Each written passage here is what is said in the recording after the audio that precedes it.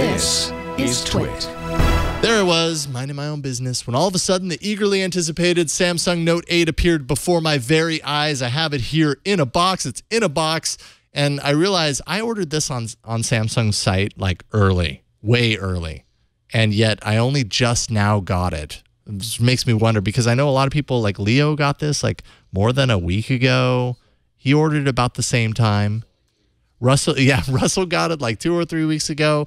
I'm really not quite sure why it took so long to hit my desk, but I've been waiting for it. We've talked about it a lot on the show, so we thought we would kind of open it up and take a look. And most of all, Megan, I just want to see if it impresses you. Okay. This is Samsung's next big thing right here. This is the Galaxy Note 8. I was incredibly impressed with the Note 7 until it started exploding on people. So here it is. See, and I've even got the enjoyable taking off the plastic. It's so tall and moments. Thin. I know. It is really nice. It's very thin. That's a really good point. Slender. Like compared to this is the Galaxy or the Chrome Pixel. Or try my phone. See what it looks like next to the iPhone 8.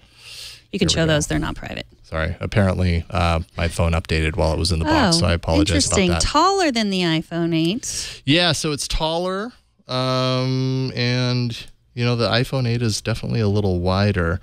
A lot of people are saying that you got no bezels on the sides. That's the infinity display, as you can see there.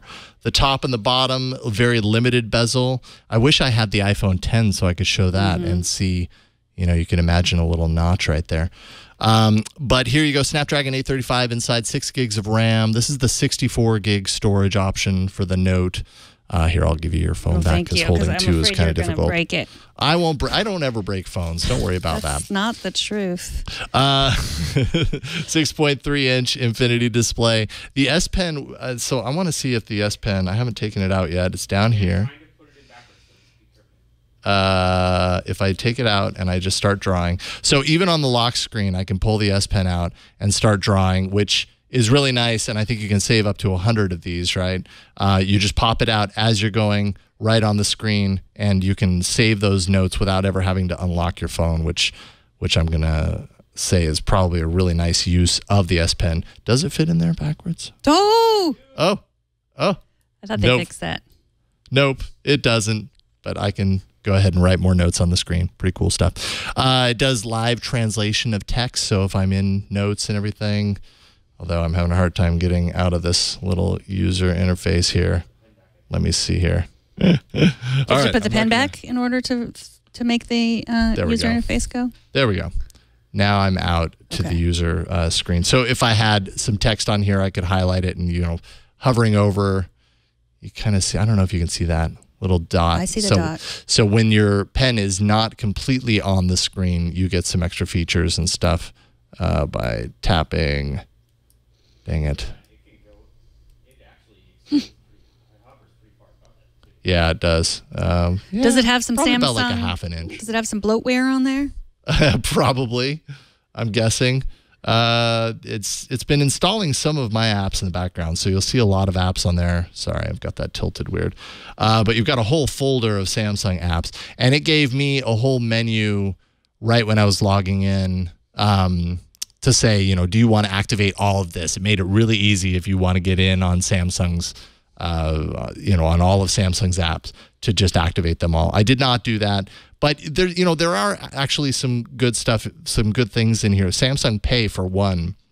If you've never used Android Pay or Apple Pay as well, Samsung Pay works on a lot more different terminals because it's basically using something called magnetic secure transmission. So it's actually beaming through this transmission into a way that the majority of these credit card receivers can accept without needing extra kind of compatibility built into the system, like Android Pay or like Apple Pay. So, and it works really well. So you can go into places that they don't normally take you know, like electronic payments, and you can use this, and it will still, you know, work just like it does with everything else. So that's really cool.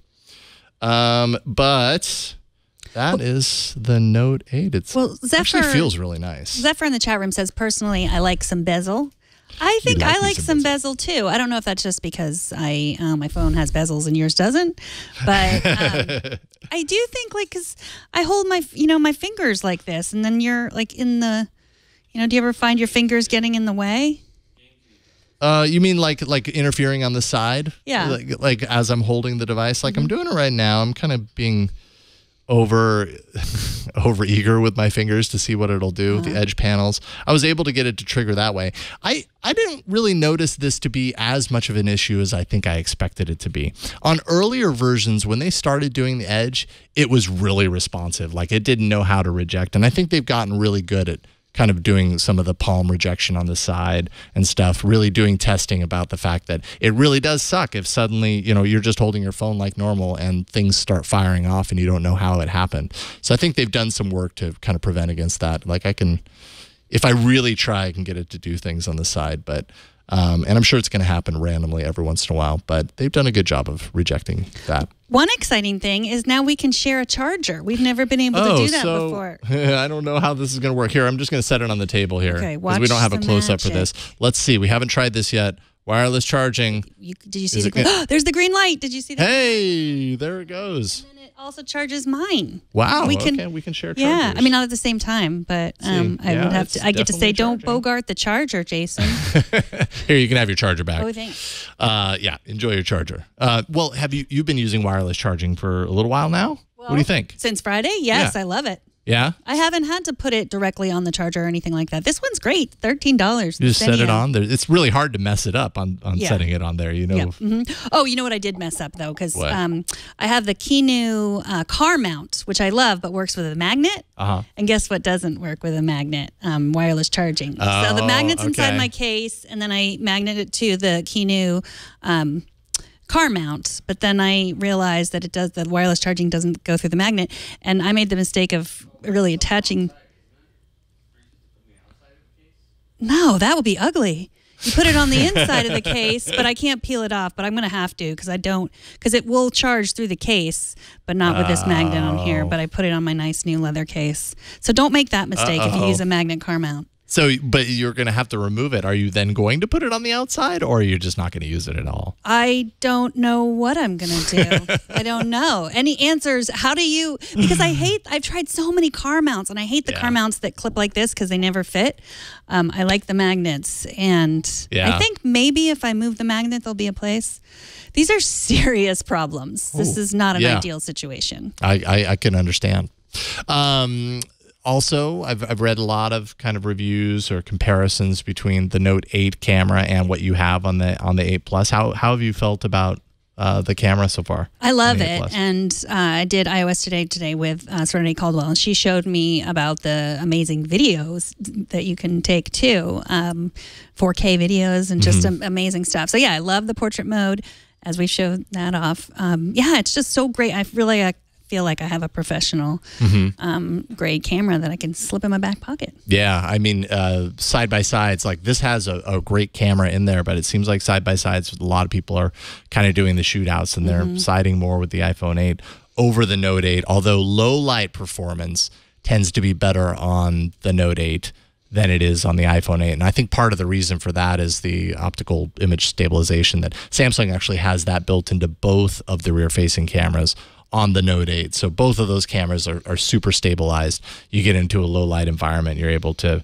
that stabilization is going to allow for a clearer picture in that regard. So I think it's maybe a little bit stronger in that position. I'm definitely eager to test that out, but it sounds like overwhelmingly the iPhone 8 Plus is just a little bit better, a little bit more vibrant, a little bit brighter in comparison. You can see on the right side, this is the Note 8, and it's just a little bit more washed out when it comes to colors.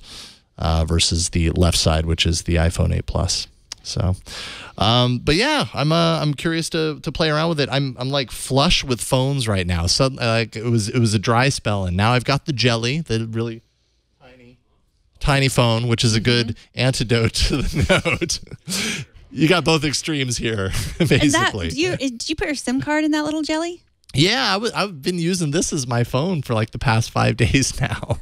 And I feel a little ridiculous when I'm at the grocery store and I pull this out to like check something. I'm like, You're like, I think you brought your daughter's fake phone to the grocery store. It has also become my daughter's fake phone. When they find it laying out, they think that it's a cool phone to play with. But all my phones end up as their kind of playthings, so that's no surprise. But yeah, it is kind of interesting to kind of compare and contrast the wide differences between the smallest 4G phone and one of the larger phones on the market as well right now. But there you go, the Note 8. I will definitely be playing around with it, and I don't know if I have more shots or thoughts. I'll share them with you.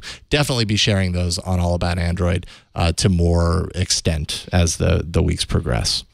But I'm eager to take a look. Did you want to hold it real quick? Just because you get a phone into your hands. It does feel good. It feels a little different. It's definitely lighter. Well, I don't know, actually. It does. I hate to say it feels good in the hand, but ooh. And it's got a lot to say. Apparently. My S Pen is too far away. That's rude. Dang. There. Well, that's good to know that it alerts you that you're leaving your S Pen. Yeah. No S Pen left behind. Yes, exactly.